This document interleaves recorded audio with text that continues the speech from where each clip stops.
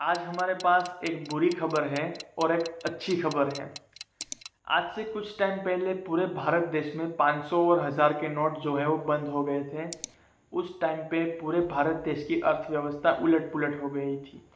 Same Delhi NCR में जो भी लोग रहते हैं, जिनका घर दिल्ली एनसीआर में है, उनकी भी अर्थव्यवस्था आने वाले टाइम में उलट पुलट होने वाली है।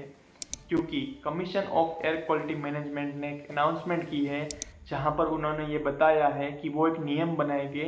उसके तहत आपकी 15 साल पुरानी पेट्रोल व्हीकल, 15 साल पुरानी सीएनजी व्हीकल या फिर 10 साल पुरानी डीजल व्हीकल जो है वो बैन हो जाएगी। आप उसे लेकर रोड पे चल नहीं सकते।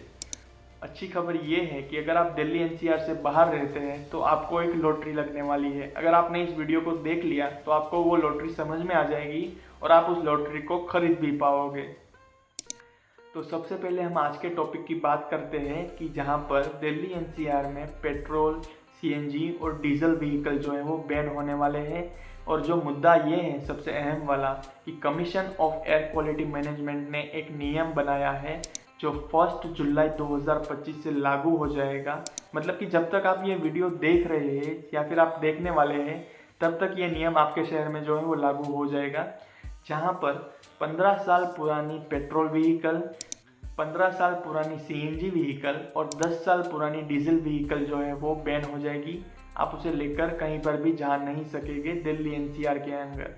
अगर हम बात करें ये जो नियम है वो किन गाड़ियों के ऊपर लागू होगा, तो सबसे पहले वो कॉमर्शियल गाड़ियों के ऊपर लागू होने वाला है, जिसके तहत जो हमारी रोज़मर्रा की ज़िंदगी में हम आम गाड़ियाँ यूज़ करते हैं, आपकी जो पर्सनल व्हीकल है उनके ऊपर लागू होगा। उसके बाद थोड़े टाइम पे ये जो नियम है वो 2 व्हीलर, 3 व्हीलर, मतलब जो 4 व्हीलर है, बस है, ट्रक है, उन सब के ऊपर लागू हो जाएगा। ये नियम इतना कठिन है कि आप अपनी गाड़ी को उस भाव में बेचोगे, मतलब कबाड़ी से भी कम प्राइस में।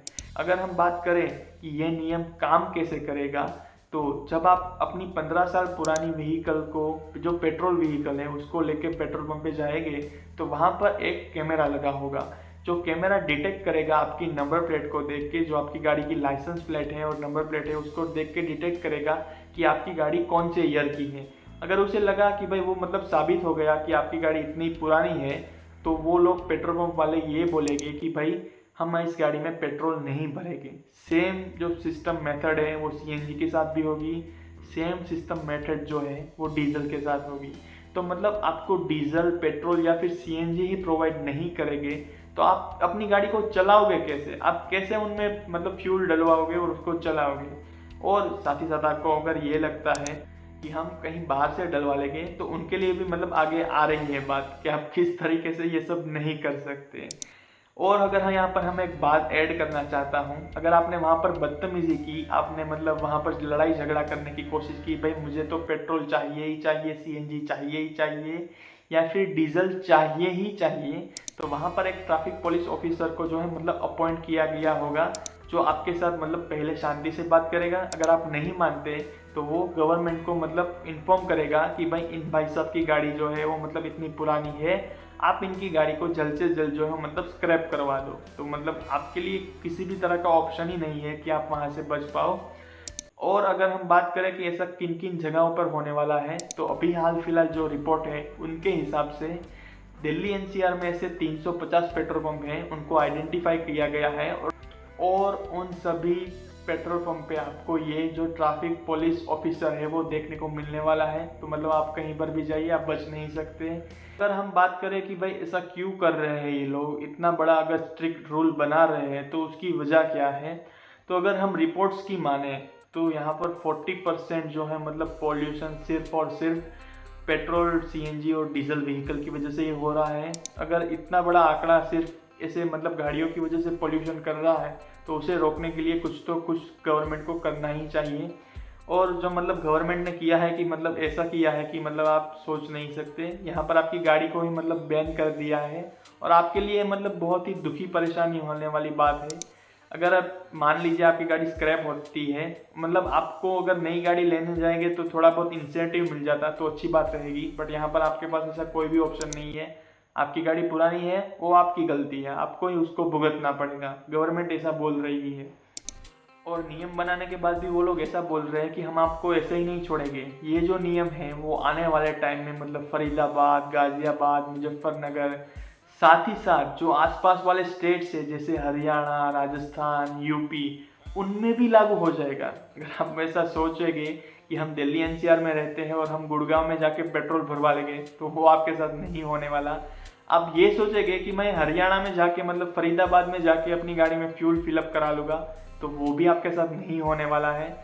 ये जो नियम बनाया है वो काफ़ी स्ट्रिक्ट है और मुझे लगता है यही एक तरीका है पब्लिक को ईवीज की तरफ जाने के लिए, मतलब फोर्स करने के लिए कि भाई आप ईवी व्हीकल खरीदो अगर आपको दिल्ली एनसीआर में रहना है। तो आपको ये नियम कैसा लगा कमेंट बॉक्स में ज़रूर बताना।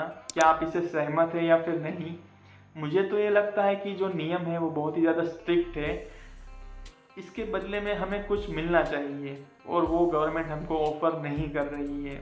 और मैंने बात जो की थी लॉटरी के बारे में, तो जो भी हमारे भाई लोग हैं दिल्ली एनसीआर से बाहर रहते हैं, जो मतलब गुजरात साइड रहते हैं या फिर बिहार साइड रहते हैं, कोई झारखंड साइड रहता है, तो आप दिल्ली से गाड़ी खरीद लो सस्ते भाव में और आप अपने स्टेट में चला सकते हो। मतलब आपको अच्छी गाड़ी कम प्राइस में मिलने वाली है अगर आप ठीक से ध्यान से सोचे तो।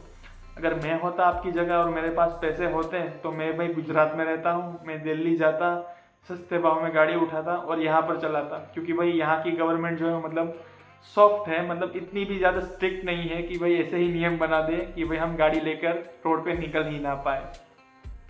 तो यही कुछ बातें थी जो मतलब ये दिल्ली एनसीआर के बारे में, जहाँ पर गाड़ियाँ जो है मतलब थोड़े टाइम में आपको ऐसा लगेगा कि भाई मतलब कौड़ियों के दाम यहाँ पर गाड़ियाँ बिकने वाली हैं। तो मिलते हैं नेक्स्ट वीडियो में, तब तक के लिए गुड डे टू यू, आपका दिन शुभ रहे, धन्यवाद।